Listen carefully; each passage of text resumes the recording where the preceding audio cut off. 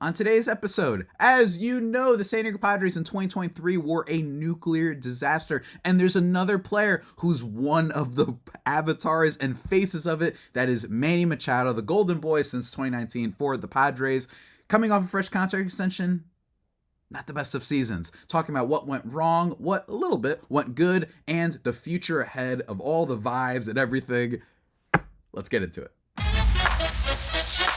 You are Locked On Padres, your daily San Diego Padres podcast. Part of the Locked On Podcast Network, your team every day.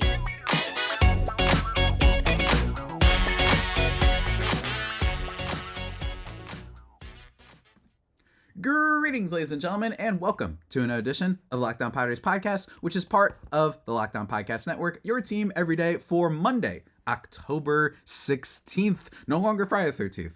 Whew, thank heavens. As always, I'm your host with sometimes, occasionally, but certainly not always the most, Javier Reyes. You can follow me on Twitter at Javipeno, Javiipeno, or at LO_Padres if you only want updates from the show or tweets about the Padres, whatever. Going to be posting by the time you guys see this, hopefully.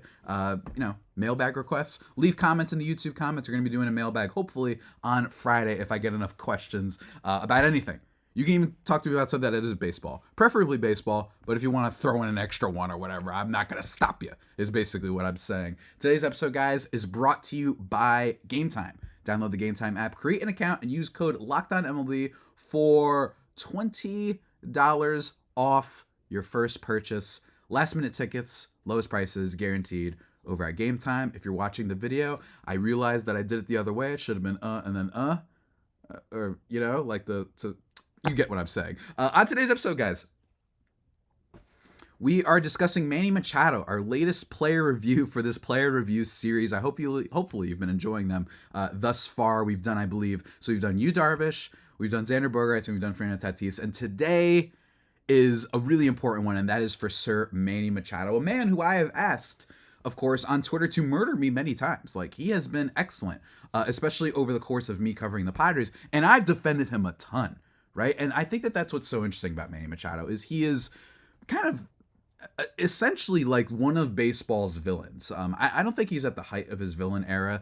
I don't think that people still talk about him as much that way, but he's got a lot of villainous vibes to him. And, it starts from the days in Baltimore when he, threw his helmet down towards Josh Donaldson and the whole no hustle narrative. Some of the dirty plays, especially in my opinion, the Jesus Aguilar one in the World Series was, in my opinion, the worst one. I think the Red Sox Dustin Pedroia one was bad, but not nearly as bad as the Red Sox fans make it out to be. I just didn't see.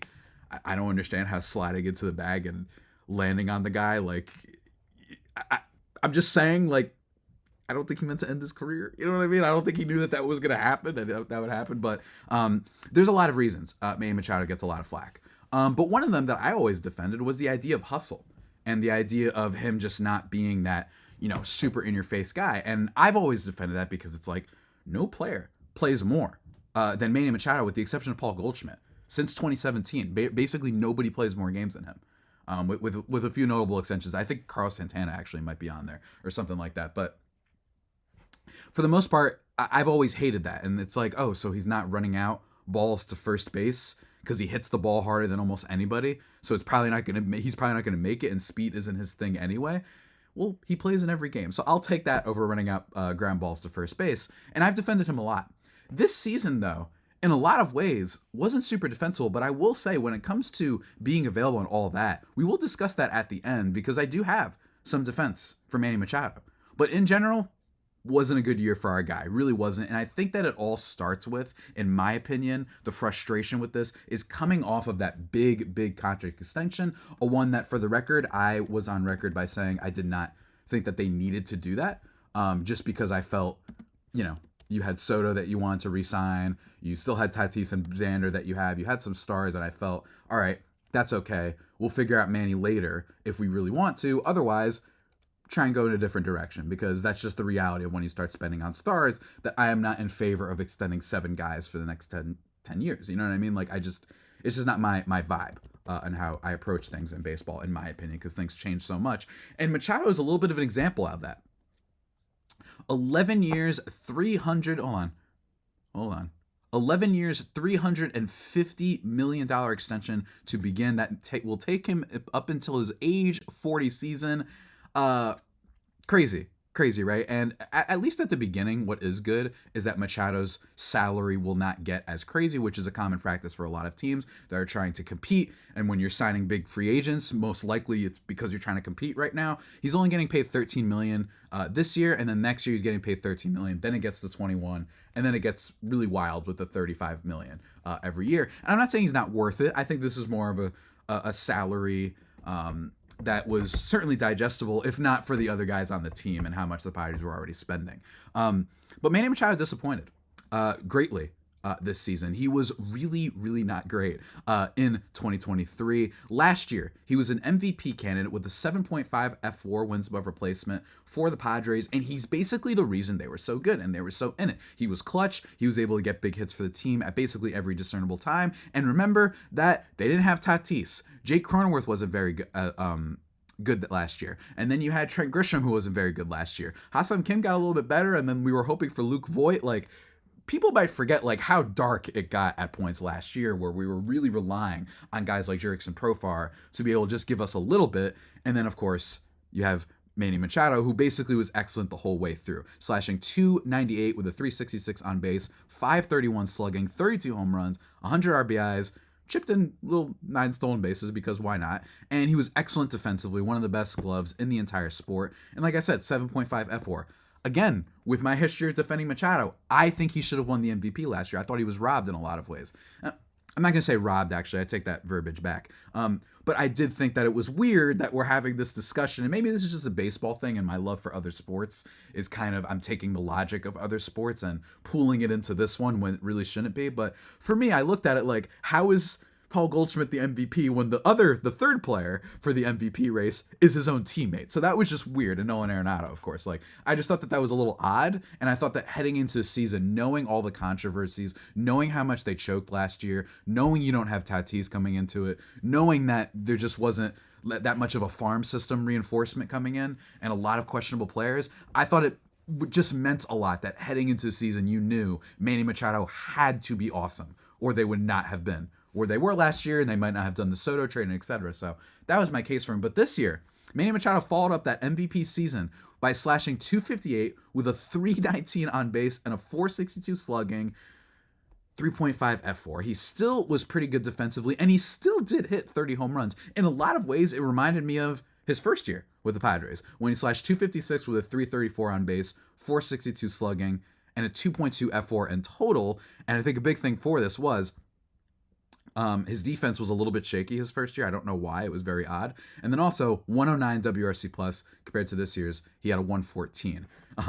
Yeah, so it wasn't quite as bad as that first year with the Padres. He was really bad in the second half. But what's so funny about Manny Machado is even despite all of this problems, even having a 114 WRC plus this year compared to 153 last year, what's so funny is he still managed to hit like 30 home runs. So you can see that the talent is still there. The fact that he's basically guaranteed, it seems, to hit close to 30 home runs, or at least the high 20s in home runs every year, speaks to Manny Machado's talent. It also speaks to the fact that this is a guy who can hit for power, and he gets a decent amount of walks, and he doesn't strike out that much. Every season, he hasn't had a strikeout rate higher than 20.7%. That is his highest strikeout rate, and it was actually last season. And this year, it actually went down. But that was the only thing that got better for Machado, was his strikeout rate this year. He lowered it back to 18.7%. But in terms of the rest of his game, it was really, really bad this year. And I think that, again, with the contract comes such great expectations, fair or not, that is just the reality. And Manny Machado did not deliver. And I think that there are some obvious reasons he struggled and some not so obvious reasons that he struggled. And we're going to talk about that, guys. But before we get into that, let me just tell you, you know what I love? I love getting tickets to my favorite events. And I love when it's made easy for me. You know who makes it easy for you? The good folks over at Game Time. That's right, guys. We mentioned them at the top of the show, and we are a fan of them here over at Locked On. And you know what I really like? On top of, the classic sayings, right? Last minute tickets. They've got deals flashing all the time. They've got different zone deals. They show you pictures of the seats for all the visual learners out there. It's great. They show you, here's what your seat's going to look like. And guess what? They have event cancellation protections. And you know what, another thing that I really like? They have it for other venues too. So it's not just sports. It's not just baseball. You're listening to a baseball podcast. Don't worry. It's not just for baseball. It's not just for football. It's not just for the WNBA. It's not just for NBA. It's not just for hockey or college sport. They've got you for everything, including like your comedy shows. You can go to theater shows, all sorts of things. That's what I love about them. They've got you when it comes to just getting tickets of any kind. And I really like that they got you covered there. And let me tell you guys, they know what they're doing. So go check out Game Time, guys. Download the Game Time app, create an account, and use code LOCKEDONMLB for $20 off your first purchase. Simple. That's it. You just gotta make an account and use that code. And I got you 20 buckaroos. You listening to this podcast, this is what I do. I bless you with deals. And shouts to our people at Game Time. Terms do apply. Create an account and redeem the code LOCKEDON. Remember, that's LOCKED on MLB for $20 off. Download Game Time today. Last minute tickets, lowest prices, guaranteed over at Game Time.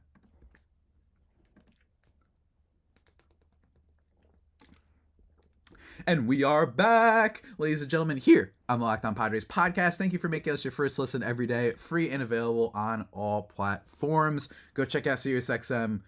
Go check out everything. You know what I mean? You've been watching this and listening to this show long enough. Just check out everything. You know what I mean? Now let's talk into what exactly went wrong for Manny Machado this season. And there's a lot. Now, again, there are some things that went right. I think the biggest thing that went right was the defense this year. He was still pretty excellent over at third base. 4 defensive runs saved and 11 outs above average mark.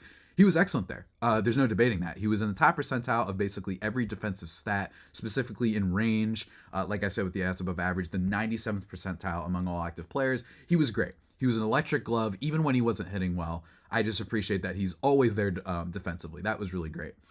But in terms of the rest of Machado, I mean, I've mentioned the slash line, but I think it's really fascinating when you talk about Machado here. First of all, the number one thing, and this is the case with many Padres, including many Padres that we will talk about later, he was pretty atrocious when it came to being clutch this season, right? And driving runners in. That was a big problem for him. He wasn't as bad as Xander Bogaerts. Let me be very clear. Xander Bogaerts was easily the biggest bust on the team when it came to, being able to hit. He was among like some of the 30 worst players. He was really bad. But Machado was also pretty poor this season. And I think one of the things that happened which caused a lot of frustration is, how did you go from being so clutch last season to so atrocious this season? I think that was a big question for people. In terms of runners in scoring position this season, he had a 117 WRC plus, which isn't terrible, but in terms of high leverage situations, which is a more important thing, I think to look at that really emphasizes things, he had a 58 WRC plus. So he was 42% worse than your average hitter with high leverage situations, and with low and medium leverage, he was fine. And I think the big thing that you saw, by the way, is the fact that he didn't hit for a lot of power in high leverage. If you just look at his isolated power, 221 with low leverage, 199 in medium leverage situations, 137 in high leverage situations. Maybe he got a little bit unlucky. His BABIP was 229 in those situations, but even still, that's a little bit of a hard. It's not like that stat's useful for more of a full season type of thing. And in terms of full season, if you're curious, Manny Machado's BABIP this year was 268, which could show a little bit of unluckiness, but he's also not a big speedster, so BABIP isn't always the best thing to judge him. But anyway, before I get too off tangent, for this season, he was he was really, really poor. And I think that one of the things that was so frustrating this year is that just the home runs, right? And I think that a lot of people have joked about this, but 2 home runs in high leverage situations versus 18 in low and 10 in medium leverage situations. So all those home runs were coming when the Padres were already up,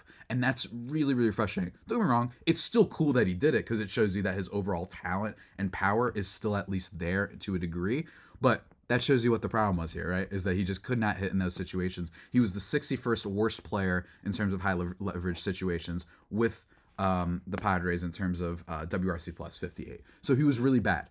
in that regard. And I remember looking back at an article I wrote beginning of the season talking about Manny Machado's struggles. And one of the things that I mentioned at the time, and this is back in April 24th is when I wrote this over at Just Baseball, if you want to check it out. It was called "What in Tarnation is Happening with Manny Machado?"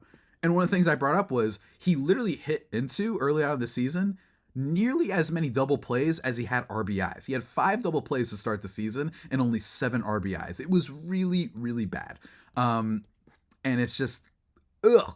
Like when I say those numbers to you, it is not great. And another thing to start off the season back in April, versus left-handed pitching, he had a slash line of 355, 394, and a 419 slugging with a 130 WRC plus. And then with right-handed pitching, just inexplicably 150, 175, 217, and a 7 WRC plus. What in tarnation happened to our guy, man? It was just really, really frustrating to see this guy struggle. And if you're wondering, like, oh, has he always struggled against righties? No, it's the opposite. He kills righties, right? Like last season, for example, if you want some context, last season he had a 159 WRC plus against righties and then a 139 against lefties. Oh, well, Javi, that's not enough. That's not enough of a sample size. Oh, that's not great. I want more. What if last season it was just because he was great or whatever? I don't know. Well, even then, the year before, 2021, 125 WRC plus against righties and against lefties, a 119. He's never been this guy that struggles against righties. Now, granted, that was only the start of the season, and of course, they evened out just a little bit for 2023. It would have been insane if he still hit that poorly against righties. But even still in 2023, 145 WRC plus against lefties and a 104 against righties. Not heinous by any stretch, but really weird. And I don't necessarily have a giant explanation for that, other than he struggled with pitches. Low and inside this season. Most of his strikeouts, if you look at zone rates and stuff like that, came from low and inside. 31 of his strikeouts coming from, out of the strike zone, and then 19 of them coming low and inside. So that was by far the most of any pitches. So he just really struggled with low and inside, and I guess righties were just going after him there. I don't want to say those stats and numbers to freak people out as if pitchers figured out how to pitch against this guy, and they figured out how righties can go after him in certain ways and whatnot. But that's not the direction I'm going. I'm not trying to freak people out that this guy is doomed. But it is concerning that basically every discernible category, with the exception of strikeout rate, Machado got worse in this year. And one of the things that happened, and I think, especially early on, was the past couple seasons, Machado's first pitch swing percentage and his out-of-zone swing percentage had gone up. He'd been a lot more aggressive at the plate, which I think you could potentially track to what I was saying earlier about knowing, especially in 2022, knowing that you needed to be super good for this team to succeed because of Tatis injuries and such. But past few seasons, just to illustrate this, in 2021, first pitch swing percentage 38.4%. He went to 41.9% this last season. And then this year, it went down a little bit as time went down, but at the beginning, he was really, really aggressive. And that was one thing that was hurting him for sure. And I think that things evened out as the season went along. He played a little bit better overall. If you look at his splits for the season, if you want to go by every month, he started off the season slashing 236, 280, 391 in April. That's an 84 WRC plus. In May, 217, 288, 326. That's a 73 WRC plus. And in June, a 95 WRC plus. And then had an incredible July, 193. Then he had an 86 in August. And then September, October, a 143. First half and second half, he was slightly better in the second half, but not enough to say that, for example, he was not Julio Rodriguez this year. You know what I mean? Julio Rodriguez had just astounding second half performance. That's not what happened with Machado. He got a little bit better, but things just went really, really poorly for him. And a lot of it was just not being clutch. I mean, those 2 home runs in high leverage situations really shows you where Machado was, and medium leverage as well. He just wasn't clutch, and he wasn't able to hit stuff low and inside. And for some reason, inexplicably, could not hit righties this year. And I don't know where that comes from. Maybe that's a good thing. Maybe it's a good thing that we don't really know why some of these stats declined. We don't know why, a lot of his percentile rankings went down. In terms of his hard hit rate, his exit velocity, basically everything went down this season, and that's really concerning. Sweet spot percentage went down dramatically, all that stuff. It wasn't great. His hard hit rate percentage last year was 49%, and then this year it was 45.9%. That's not a drastic decline, but it's enough to worry, especially for a guy that you just gave like an 11-year contract extension to. But not all of it was bad, and I need to emphasize that. And there's one major reason. It's an obvious reason, but I'm going to say it nonetheless, ladies and gentlemen. After a quick break where I drink some water because I am very thirsty.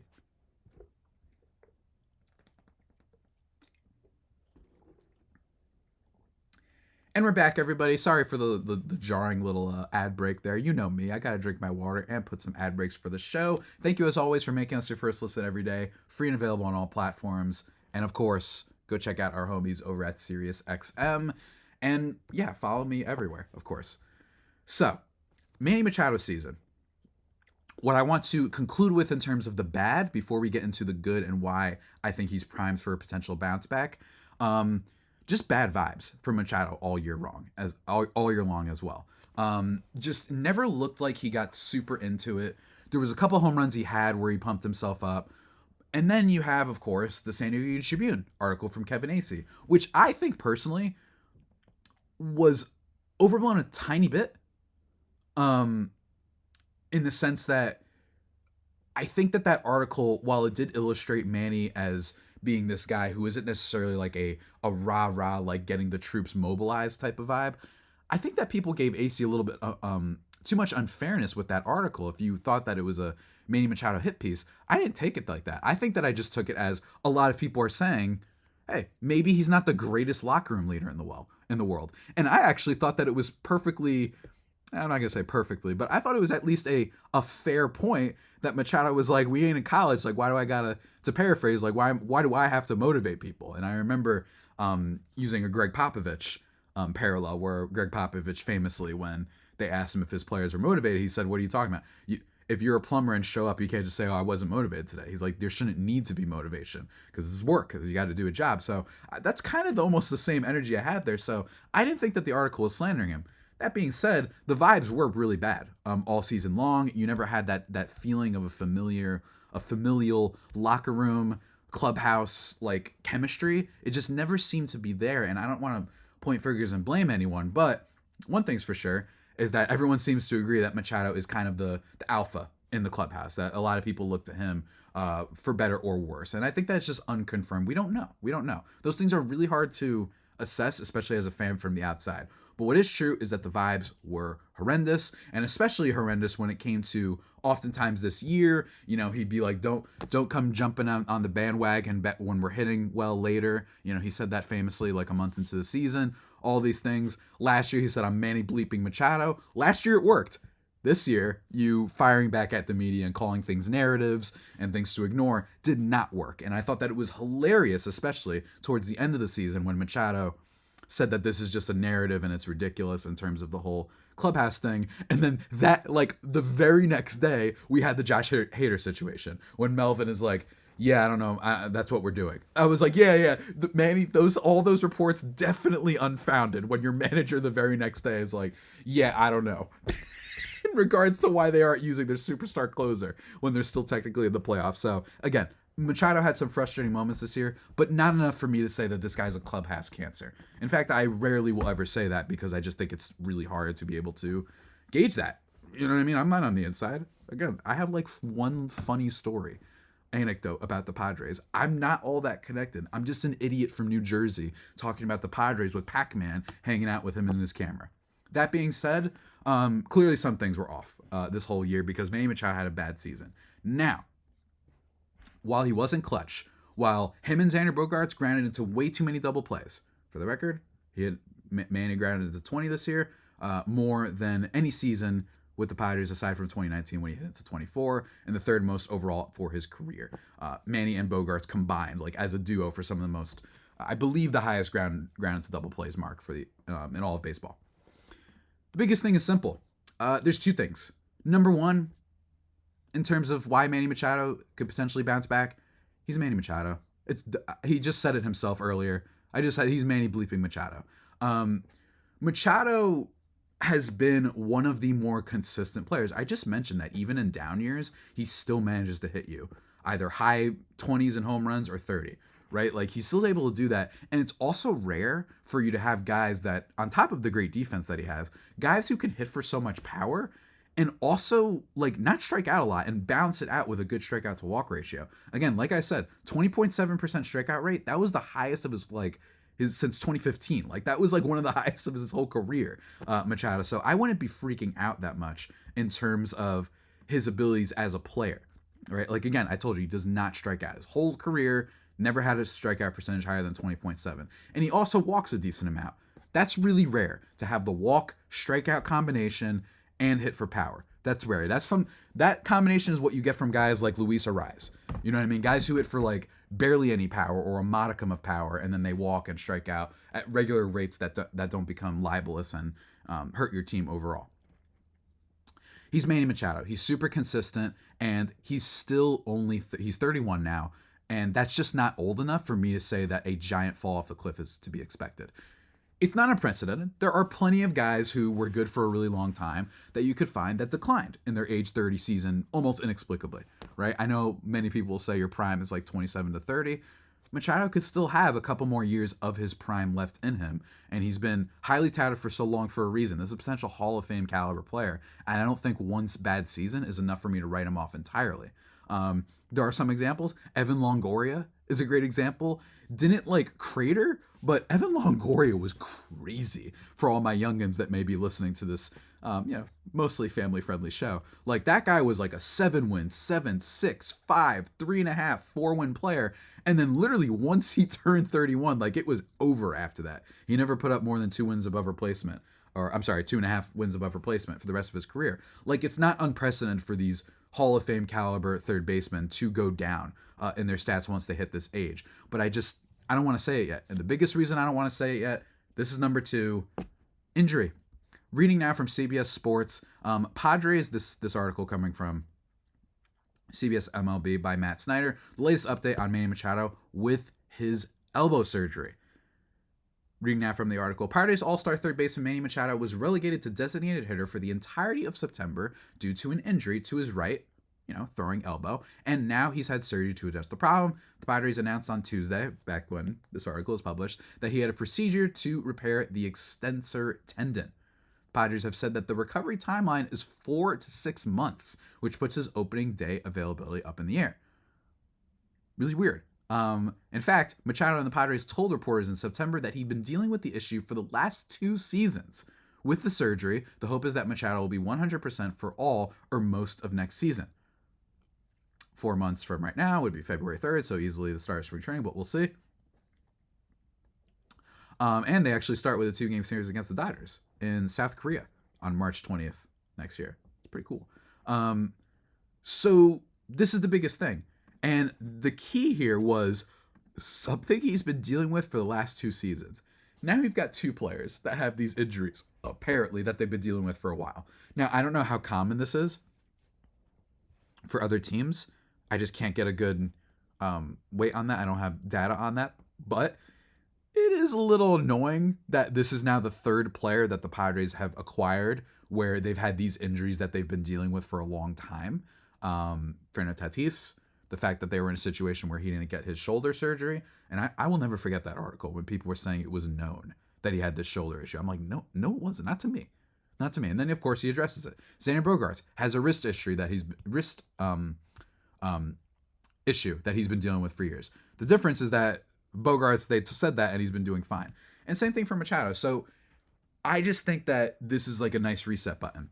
And hopefully he's fully healthy, because when he's fully healthy, you know the damage he can do. And that might explain why some of those things like his hard hit rate, launch angle, max exit velocity, all that stuff. His weighted on base, the difference between his weighted on base this year and X weighted on base, by the way, was not nearly as big of a distinction as, say, Fernando Tatis. It was like a 40 point jump between those two. For Machado, his WOBA was 334 and his expected was 332. So like this wasn't like an unlucky season. This was not that season Machado had back in, let me see if I can find it. I think it was the second to last season he had with the Orioles.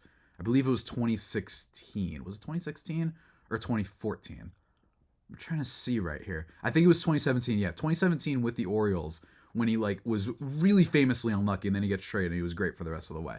So like this can happen sometimes, but I don't think that this is luck. I think that if there's anything to chalk this up to is just a poor season. That's totally fine. That can happen. And also just an injury with his elbow, with his throwing shoulder, that has to affect things, right? And it also speaks to, again, I mentioned at the top of the podcast how much I hate the whole no hustle narrative and how annoying that is because he plays in every game. This gives even more credence to that. This guy had an issue and he waited purposely to wait to shut down his season until the Padres were officially eliminated. So let me be clear. Manny Machado had a lot of bad vibes. There's an annoyance to be had with getting your contract extension and being poor immediately. Unlike, say, Xander Bogaerts is moving from the American League to the National League, and it's a brand new team, and it's the first year of a contract. Machado, you stayed put, and you got paid. The end. You didn't have those other two aspects to deal with. So I know why it's frustrating, but to me, I just don't think that you should be hating on this guy for how he plays so consistently, so great for this team overall, even if the vibes were bad. I think that he's always there, and you have to give him credit for that. I mean, that's, especially when you compare it to Josh Hader, right? Like what Josh Hader decided to do. Manny's our guy. And while he was super frustrating this year, and I did give him a lot of flack for some of his quotes and how he would do a common thing that apparently all athletes do. Shout out to the Braves and how they lost last week, which is try and put it out there that it's the media. You know what I mean? He didn't do it that much. I'm just saying that there was a little bit of an edge of this is all talk and blah, blah, blah, blah, blah. It was fine. That's his personality. He'd be very fiery sometimes. I'm just saying. So while it was a frustrating season for Manny Machado, I think it was, in my opinion, one of the most disappointing because Bogaerts, a lot of the numbers, in, again, my opinion, were pretty similar as a player. He just didn't hit with runners in scoring position. Machado, it was like power. It was the runners in scoring position and everything going down. The fact that you couldn't hit inside pitches all that well, right? That I think made his season just a tad bit more frustrating than Xander Bogaerts, even if his defensive capabilities are still practically unrivaled. So, again, I don't hate the extension of Machado. I just question it, given the fact that they had given money already to Bogaerts and Tatis, and they still were talking about Soto. And then, of course, not to mention, your Darvish, your Cronenworth, your Suarez, your Musgroves, all the contracts they've given out. I questioned that. But in terms of first year of a contract, way too early to freak out about the contract yet, guys. In a vacuum. I'm freaking out about the Padres payroll in general, but I'm not freaking out about just this guy in particular, because that's what this episode is about. The 2023 player review for Manny Machado. It's like C+. It's like a C+. It wasn't great. It wasn't a great season. I actually think that I like Xander Bogaerts' first season a little bit more when you take into account how much pressure and the changing of leagues and seeing new pitchers, I think brings to the fold. In my opinion anyway. And I think that that's just the unfortunate part. And hey, he did have a higher F4 than Manny Machado. Bogaerts did, 4.4 versus the 3.5 that Machado put up. Not great. But I am slightly, I'm not going to say fully optimistic the way I am about Bogaerts for next year. I'm pretty optimistic that Machado can turn it around. That's not going to be the biggest issue with the Padres next year. Biggest issue is going to be, for all that they did right this year, will they be able to replicate that without the historically bad clutch stats? That's the question, i.e. starting pitching. You know what I mean? Like, will they still be able to get that level of starting pitching next year to help add on to what I think will be a bounce back for this offense? Or will the offense bounce back, but the pitching will regress, which will result in potentially a neutral net gain in overall wins and stuff like that, if that makes any sense. But everybody, that about does it for today's edition of the Locked On Padres podcast, the only pod that may be better than the Padres themselves. Not totally sure what I'm doing for tomorrow's episode. Might do an in general outlook for the Padres off season. Might be doing a crossover with my boy Paul Holden of Locked On Rockies, talking about how the Dodgers, can they finally be dethroned next year? That could be a fun little mix-up conversation. Of course, continuing the player reviews. We might talk about Trevor Bauer this week as a potential free agent option. All sort of interesting stuff. Don't worry, I got you covered. Despite Friday, October 20th being a personal national holiday for your boy. And people who know me will know what I'm talking about. You know what I mean? Flip. But until then, guys, stay safe, and of course, stay faithful. My Friar Faithful homies. Take care.